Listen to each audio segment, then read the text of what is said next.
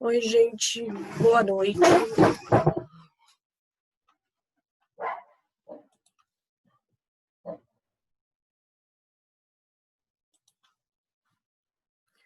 Carlos, Yasmin.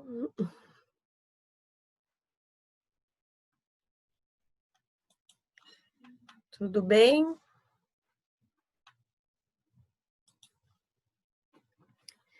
Deixa eu já colocar os slides aqui. Vocês estão me ouvindo?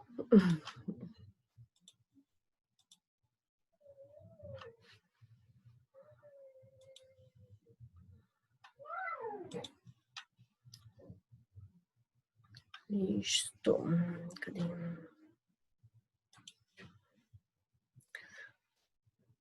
Sunamita. Eu achei que era Sulamita com L. Eu salvei com L. Mas a gente vai corrigindo as coisas aí.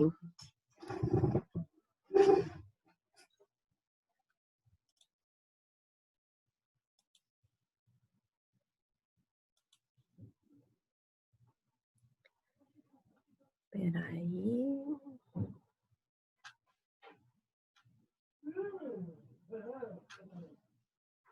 Eu acho que deu.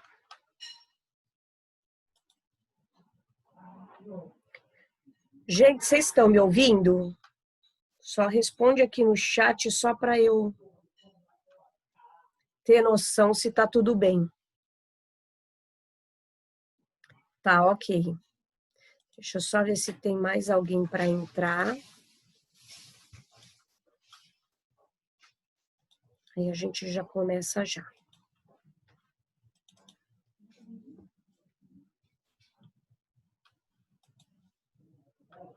Tá certo, né?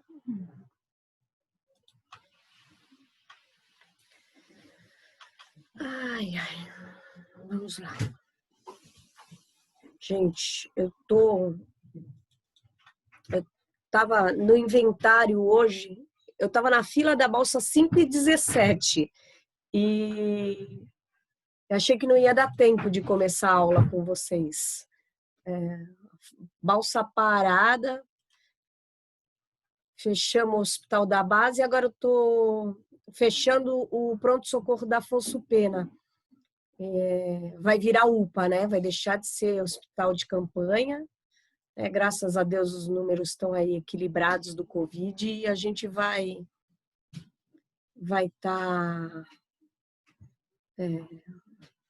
estar transformando o hospital. Então, é uma semana de contagem. Aliás, é uma coisa muito legal até para compartilhar com vocês, viu? Vai ter corte, né? Porque o hospital de campanha esperava receber uma quantidade de pacientes e tudo mais. Então, assim, a gente vai reduzir de 18 para 7 auxiliares, né? E a gente está contando estoque para poder fechar o hospital. Então, nessa hora, você vê que tem gente enrolando, gente com má vontade, entendeu? E assim, tem gente que o nome tá para ficar. E aí enrola numa hora dessa, quer dizer, é a chance que a pessoa está pedindo para ser mandada embora. Entendeu? Então você nunca sabe o que está atrás de uma decisão de uma auditoria.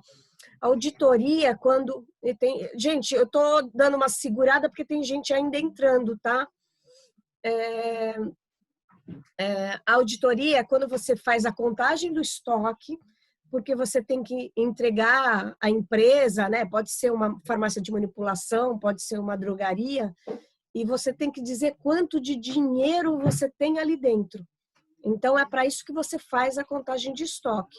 Não é simplesmente para saber a quantidade para disponibilizar, e sim para você passar para o contador da empresa financeiramente, né, a real situação. Então, isso foi feito, né, no hospital de campanha e agora a gente está fazendo lá. E é muito triste, porque assim, né, como responsável pelo setor, eu não posso falar para as pessoas, gente, na verdade, a gente está selecionando quem vai ficar e quem não vai, né? Então, muito cuidado quando vocês acharem que vocês estão estáveis e tudo mais, porque aí às vezes acontece assim, uma empreitada, né, que nem a gente está quarta, quinta e sexta, contando os estoques para estar fechando o hospital campanha e transformar em UPA. E, na verdade, tem um monte de gente ali que a gente sabe que, assim, vai contar o estoque e vai ser mandado embora, né? Mas, deixa eu só ver se tem mais alguém na fila, para não deixar... Ixi, tem um monte de gente na fila.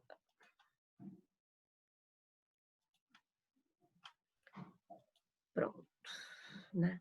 Ok. Tá. Vocês estão entendendo a matéria, por enquanto está muito fácil, muito tranquilo, né? Foi bem básico. Agora, gente, a gente vai entrar em fitoterápicos e os tratamentos, tá? Então, por exemplo, se eu estiver falando alguma coisa a respeito dos fitoterápicos e eu falar uma doença que vocês não sabem o que é, eu preciso que vocês me falem. Porque na faculdade de farmácia a gente aprende primeiro anatomia, depois a gente aprende fisiologia, o funcionamento dos órgãos, e depois a gente entra em patologia, as doenças em si. Então, você aprende o funcionamento e depois como o órgão estragado, né, o órgão com defeito funciona. Tá? Aí depois você entra com a farmacologia e com a fitoterapia, tá certo? Então, qualquer dúvida que vocês tiverem a respeito das doenças que a gente for mencionando e tudo mais, vocês podem ir parando a aula aí e aí a gente explica, tá bom? Não é vergonha para ninguém, tá certo? Então, assim, pode ser uma simples infecção urinária, uma febre, qualquer coisa, vocês podem me parar. Deixa eu só ler aqui a Bruna. Boa noite, professora. Não me lembro se foi a senhora que entrou nesse assunto, mas queria saber em relação ao chá, se nós tomarmos muito, é ruim também. Sim, é ruim também. Por quê? Porque o organismo, ele se acostuma com tudo. Então, isso era para eu falar mais lá para frente, mas já que você já está perguntando, beleza, a gente antecipa a informação. O ideal de um tratamento com chás é até 15 dias, porque a partir de 15 dias, o teu corpo começa aquilo passa a fazer rotina, ele passa a fazer parte do funcionamento do teu organismo. Então, ele não está mais entrando como uma terapia, tá? Ele não está tentando consertar ou curar alguma coisa. Ele passa a entrar no funcionamento normal, tá? Então, por exemplo, alguém que toma alcoólatras, né? Outra coisa também. Hoje em dia não se fala mais alcoólatra, tá? O termo técnico é etilista, de álcool etílico, tá? Então, agora você fala, você é um etilista, você não é um alcoólatra, tá? Deixa eu pôr aqui que tem gente entrando ainda, gente. A gente vai conversando. Então, o ideal dos tratamentos com chá é estar fazendo até 15 dias, tá certo? Mas cada planta vai ser uma planta bem específica. O que acontece com as plantas? Elas têm o que a gente chama de bioativos. O que é bioativos?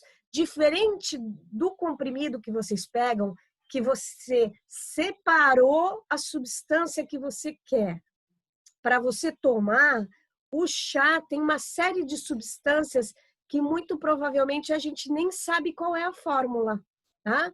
Porque você faz uma pesquisa, você faz só de um dos componentes, tá? E a grande maioria dos chás, você põe assim, e outros compostos, tá? Então, você não tem a exata composição. Por exemplo, até hoje, o mel, né? A gente não tem a composição. Então, se você for procurar composição do mel, vai estar lá sacarose, uma série de enzimas, frutose, entendeu? Uma série de substâncias que foram detectadas. Mas você fala assim, eu sei 100% da composição do mel, você não sabe, tá certo? Cientificamente provado, você não sabe. Outro detalhe também, já que eu toquei no assunto do mel, as vespas e os marimbondos também fazem mel. Tá? Apesar da gente só ouvir falar da abelha, as vespas e marimbondo também fazem, tá certo?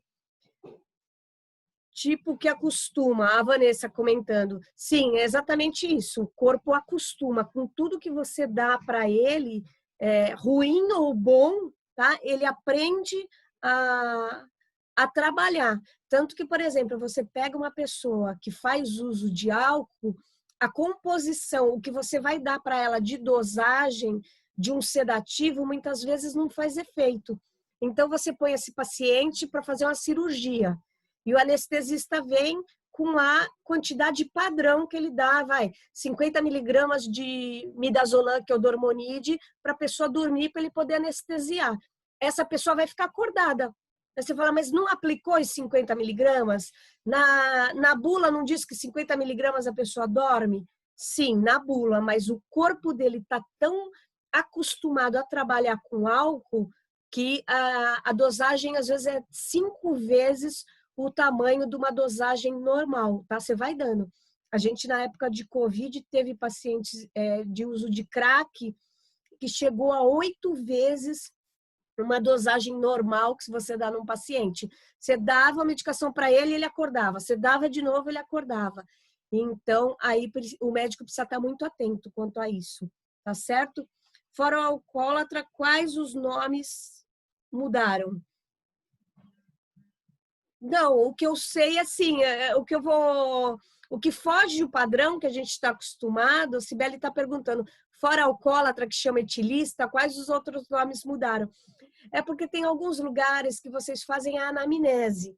A anamnese, gente, é um questionário para você saber o que o paciente tem, né?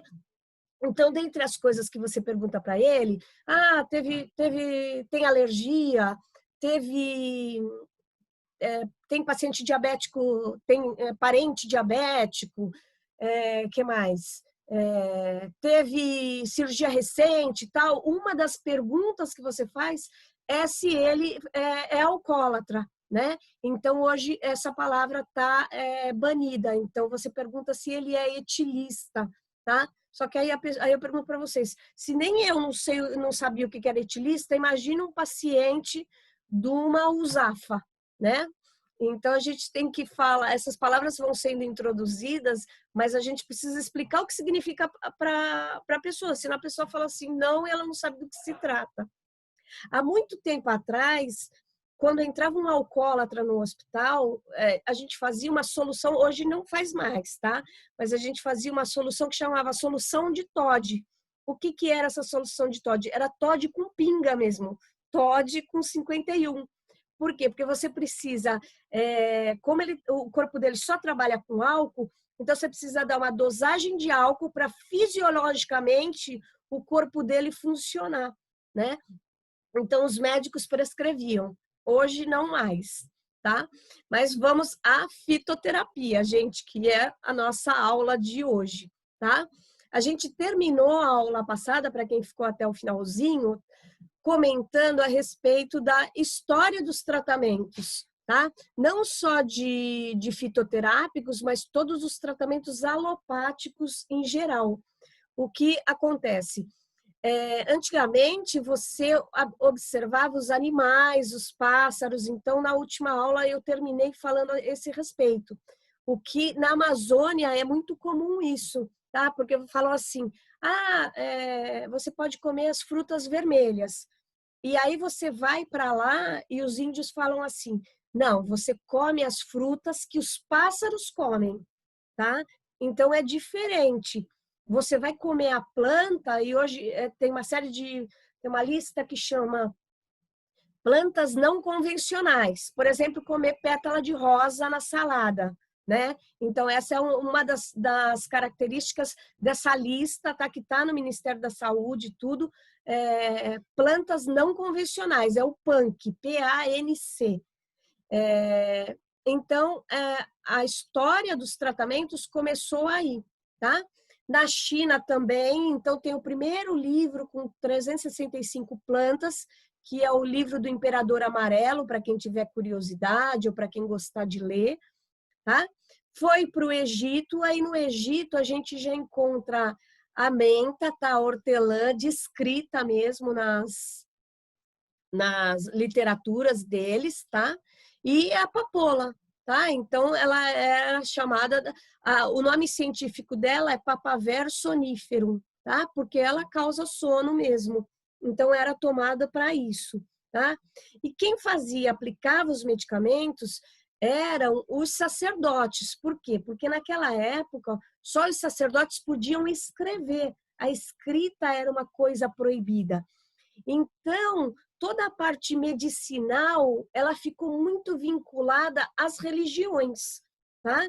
Então, muitas vezes vocês vão ouvir falar, isso é coisa de macumbeiro, né? Isso é coisa de espírita. Não é, tá? Então, assim, a gente precisa separar a parte preconceituosa do que é ciência.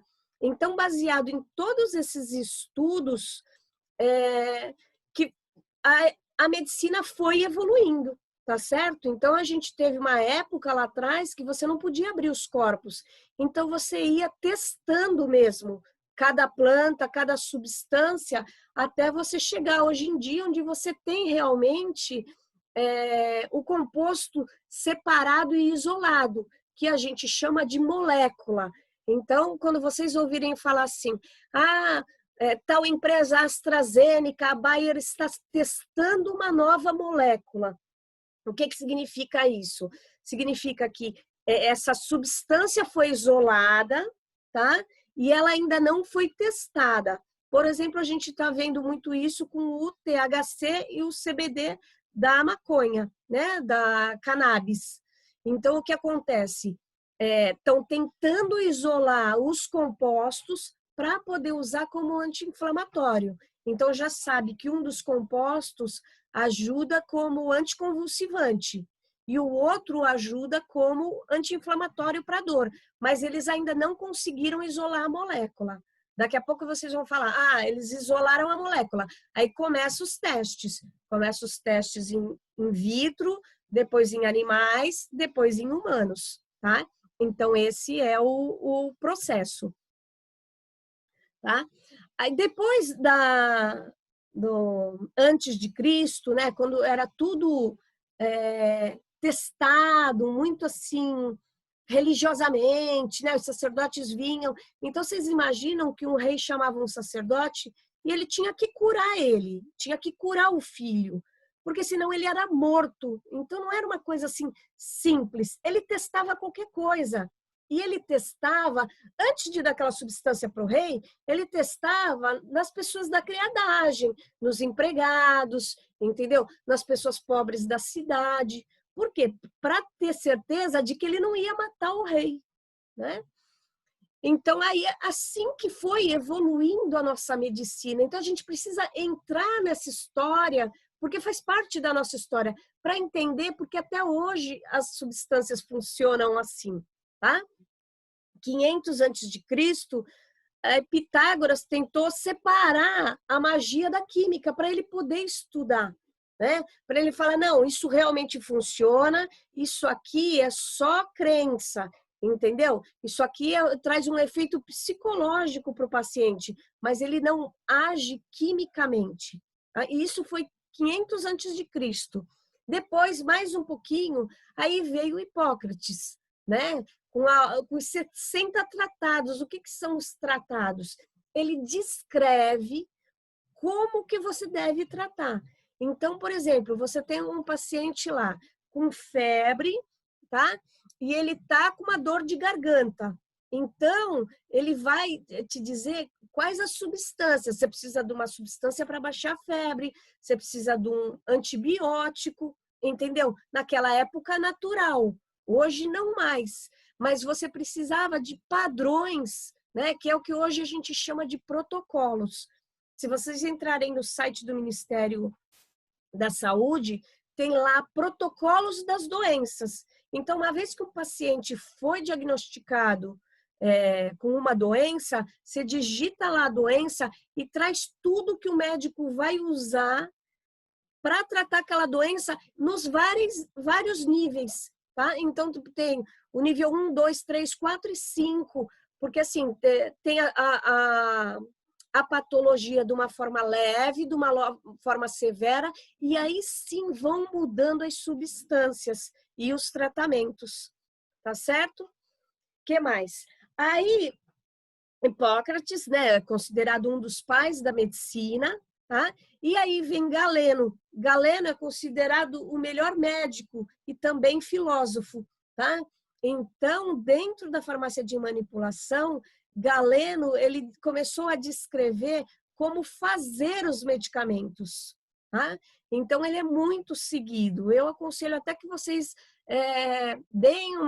façam uma leitura a respeito de Galeno nesse final de semana e tudo que é muito bacana, tá? Ele começa a separar os tratamentos. Então, ele cria a teoria dos humores, tá? Que são fluidos corporais. Então, ele começa a separar o que é o sangue, o que é o cérebro, como o fígado age, entendeu? Então, vocês vão perceber que o olho amarelo, o branco do olho, ele fica amarelo quando o fígado está ruim. Então, antigamente, os pacientes, principalmente crianças e tudo mais, ia na farmácia e o farmacêutico, só de olhar para a criança, ele já receitava o que era. Por quê? Porque se tá o branco do olho, ele tá amarelado, você já sabe que o fígado da pessoa está ruim, tá? Então, você precisa dar um depurativo para fazer com que as enzimas do fígado acabem com as toxinas, tá? Na verdade, aquele paciente está intoxicado, tá certo? A bilis negra é o baço, tá? Por quê? Porque o sangue sai preto. Então, ele começou a descrever esses humores. Deixa eu ver aqui. A anemia também, a parte vermelha fica branca, exatamente. Antigamente, você fazia assim nos olhos. E aí, essa parte aqui, ó, que o meu tá pintado, mas embaixo aqui, ó, isso aqui, em vez de rosinha, fica branco. Por quê? Porque você tem a vascularização. Então, passam capilares com sangue bem fininho aqui. Como essa pele é muito fininha, você consegue ver, se tiver clarinho, quer dizer o quê? Que a quantidade de glóbulos vermelhos passando na tua corrente sanguínea é muito pouca. Então, a característica é ficar uma pele branca, tá? Exatamente isso. Isso é o que a gente chamava de clínico, tá? O farmacêutico clínico, o médico clínico, era aquele que justamente não precisa de exames. Ele só de olhar o paciente, tocar, escutar, ele pode dar um diagnóstico, tá? Infelizmente, hoje em dia, o que a gente tem? O médico que é acostumado com o laboratório. Então, você vai passar pelo médico e ele vai te prescrever uma série de exames, provavelmente vai te dar um remedinho só para dor, né? Ou nem isso, e vai esperar o resultado dos exames chegar para te dar alguma coisa. Nessa época não existia isso. Então, ele já te dava uma receita, né? Um tratamento só de olhar para você. Até hoje tem uma frase que é muito falada, que é assim, a clínica é soberana. O que significa isso? Isso é muito importante para vocês. Às vezes, vocês vão olhar um exame de laboratório e ali não tem nada. E você olha para a cara da pessoa, a pessoa está mal, né? Então, tá com febre? Não, não tá com febre. Tá com pressão alta? Não tá com pressão alta, né? Tá com glicose baixa? Não tá com glicose nem baixa nem alta. Pô, mas a pessoa tá mal, você tá vendo que ela tá mal. Então, chama a clínica é soberana, tá certo? Vamos continuar aqui, tá? Aí, o que aconteceu? Né? Então, a gente veio de Galeno, separando, tá vendo? Ele já começa a separar os órgãos para poder estudar, tá? E em seguida vem o Paracelso, tá? Que aí ele é o inventor da química medicinal, e aí ele introduz o uso dos minerais, tá? Os minerais, a gente faz manipulação deles. mas a gente não vai entrar em detalhes deles. Talvez mais para o final, aí eu entro em detalhes, porque você pode fazer reposição de minerais. Então, tem gente que tem deficiência de magnésio, por exemplo. O magnésio é uma das substâncias que ajuda o cálcio a grudar no osso. Tá? Então, se você tem deficiência de magnésio, você pode tomar cálcio à vontade, que o cálcio não se fixa no osso. Tá? Ele vai embora, ele é eliminado pela urina. Que mais? O lítio é muito usado em depressão. As pessoas têm uma baixa de lítio no corpo e aí elas são bipolares, né? Então, ocorre um problema psicológico por causa da falta destes minerais. Mas vamos continuar aí, e aí a gente vai falando dos minerais aos poucos para vocês, tá bom? Eles podem ser comprados, as substâncias, pode ser comprado em cápsula, ou às vezes a pessoa prefere aumentar a quantidade dos minerais através da alimentação. Aí fica a critério do médico ou do nutricionista escolher a melhor forma de introduzir essas substâncias na alimentação da pessoa, né? Para ir para o corpo da pessoa. Com as navegações, ocorre a globalização das espécies de planta. Então, o que acontece? Isso já lá por volta de 1300, 1400, 1300, época das cruzadas. Então, começa a ter muita viagem. Nisso que começa a ter muita viagem, eles levam as plantas para trocar. Não só para trocar, porque as pessoas ficam doentes dentro do barco. E aí, naquela época, como era? Se você é capitão, se você é de uma família nobre e tudo mais, então eu tenho o sacerdote dentro do barco que vai te curar.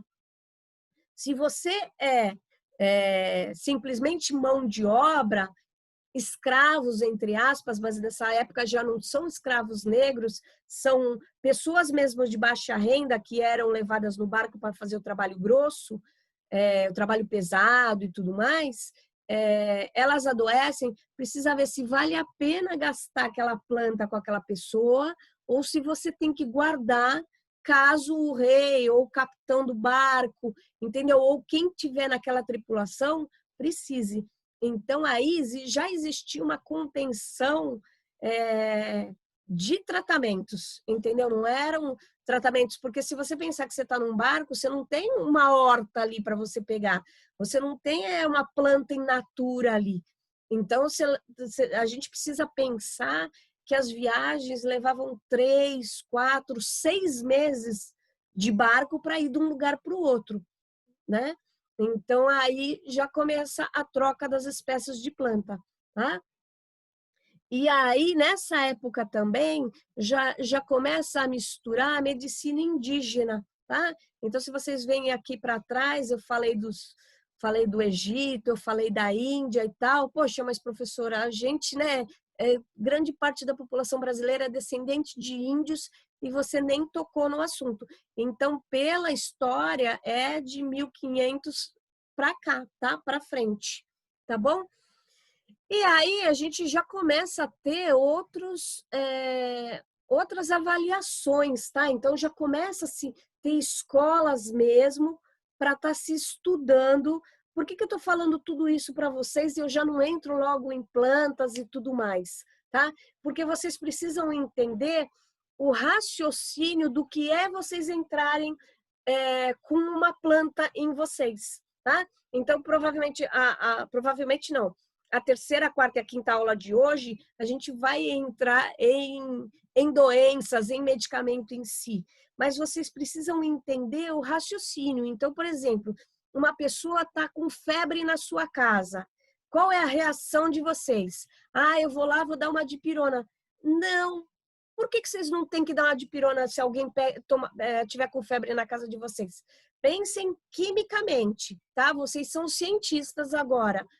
O que é a febre? A febre é uma reação natural, fisiológica, que vai acelerar o metabolismo de vocês.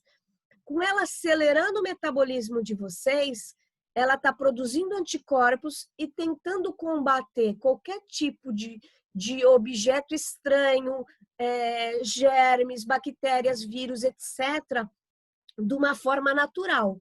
A hora que vocês tomam a dipirona ou tomam o paracetamol, vocês estão barrando toda a defesa do organismo de vocês. Então, vocês estão falando para o organismo de vocês assim, não reage, entendeu? Vai estar falando para o organismo de vocês, calma, vai mais devagar. Sendo que, na verdade, a febre, a gente aprende como uma coisa ruim. E ela é uma coisa boa.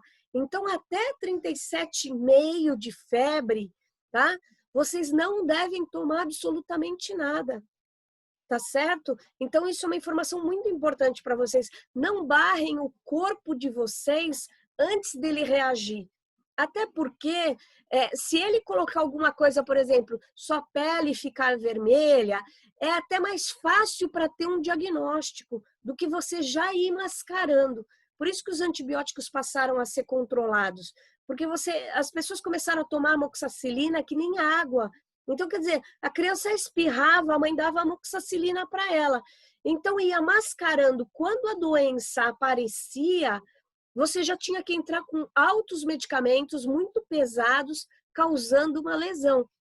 E mais para frente vocês vão entender que todos os medicamentos, eles causam algum tipo de lesão, ou no estômago, ou no fígado, ou no rim.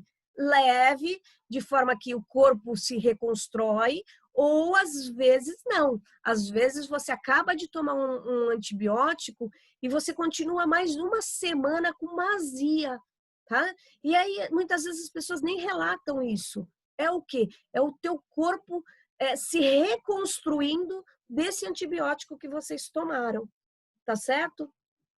Deixa eu ver aqui. Professora, mas se aumentar não tem perigo de convulsão? Então, as convulsões, na verdade, o que acontece? O perigo de convulsão em criança, normalmente são crianças especiais, tá? Pessoas propensas à convulsão, que já tiveram convulsões, tá? E acima de 39. Tá? Dificilmente uma pessoa com 38, ela vai ter uma convulsão, tá? Essa é uma ideia que se tinha antigamente, de que deu 37,5, abaixa. Tá? Na faculdade, de qualquer área da saúde, você aprende que 37,5 chama estado febril. Estado febril você não trata. Tá? Então, essa é a lógica da coisa. Deu 38, aí eu vou realmente abaixar, tá? Para não ter a convulsão. Mas o ideal é a gente deixar o nosso corpo reagir. E aí depois sim entrar com alguma coisa. Diferente, por exemplo, se você já tem uma rinite, né? Então você já está acostumada. Virou o tempo, né? Você já começa com uma coriza. Daqui a pouco você começa a ficar todo congestionado. E aí começa a dar mal-estar. Então você sabe que aquilo vai progredir para uma infecção, que você vai ficar mal. Aí sim você toma um medicamento para febre. Mas você já tomar antes de começar, quer dizer, você tomar um antitérmico como profilaxia, isso está errado, tá certo? Você só toma, é igual convulsão. Convulsão, o que acontece? Antes da convulsão, o paciente tem espasticidade. O que é espasticidade? Ele começa a se esticar, a mão começa assim, se contorcer, entendeu? Ele começa a ficar todo esquisito. Então, por que o médico não pode introduzir o medicamento ali? Porque ele precisa deixar o corpo ter toda a descarga.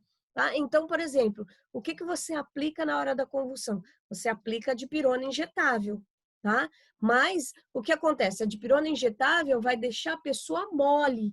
Então, ela vai inibir uma série de outras reações, a pupila dilatada ou não. Isso é um sinal que você precisa ver. Então, tem uma série de reações na escala de Glasgow que você precisa avaliar. Então, tem uma série de sinais que o corpo dá. Então, um deles é... Por que a gente fala, né, que não se deve pintar a unha de paciente com esmalte escuro, né? Porque um dos sinais é você apertar a unha e ver se está chegando sangue na ponta do dedo, né? Então você aperta, tem que ficar vermelho e voltar a ficar da cor natural. Se não está ficando vermelho, não está chegando sangue ali. Isso é um sinal para você tomar outras providências, tá? Mas a febre até 37,5 é estado febril.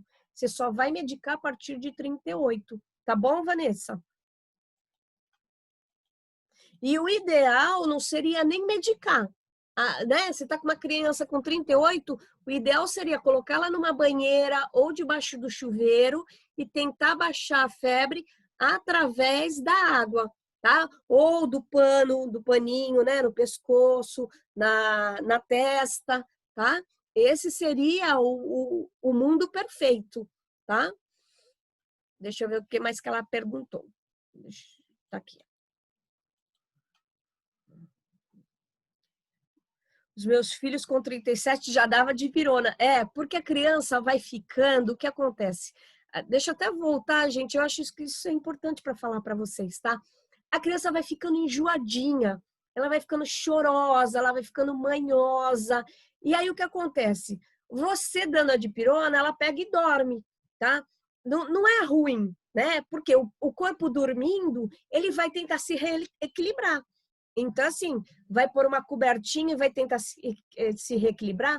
Ótimo, tá, beleza. O que eu faço quando eu sei que eu vou ficar gripada? Eu faço ao contrário. Eu me cubro com 3 cobertas. Por quê? Porque se eu causar um suador em mim, na verdade, eu tô o quê? Eu tô falando pro meu corpo o quê? Que eu preciso de mais anticorpo. Então, eu tô acelerando o meu corpo. Tá certo? Então, assim, vocês têm que pensar quimicamente. O que acontece quimicamente se você acelera uma reação? Ela vai ocorrer mais para direita, né? Se você diminui a temperatura, ela vai mais para a esquerda, tá certo? Então, esse é o raciocínio. Vocês têm que raciocinar quimicamente. Toda vez que vocês pensarem em alguém doente, vocês vão pensar quimicamente. Então, por exemplo, eu tô com dor de cabeça, eu vou tomar um banho. Por que o banho às vezes diminui a dor de cabeça? Porque a água quente vai cair na cabeça e vai dilatar as artérias do cérebro. Então, você está todo contraído, porque você está com dor, o corpo vai dando estímulos e as suas células vão ficando tudo assim, esmagadinha. A hora que você joga água quente na cabeça, elas voltam ao tamanho normal, então elas vão ficar mais relaxadas. Aí, às vezes passa, às vezes não, às vezes você tem que tomar alguma coisa mesmo, tá? Então, são algumas dicas que as pessoas esquecem, né? Que um simples banho às vezes ajuda, tá bom? Bom, gente, voltando à teoria dos humores, tá? Do quente e frio e o seco úmido. O que acontece? Aí, algumas das escolas de medicina começaram a entender o quê? Que frio e seco, ou seja, o paciente com frio, gelado e seco, é depressão e prisão de ventre, tá? Um paciente que transpira muito ou que ele produz muitas secreções, tá?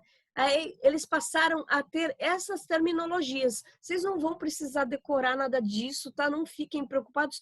É só para vocês entenderem como que começou a separar as doenças, as classificações, tá?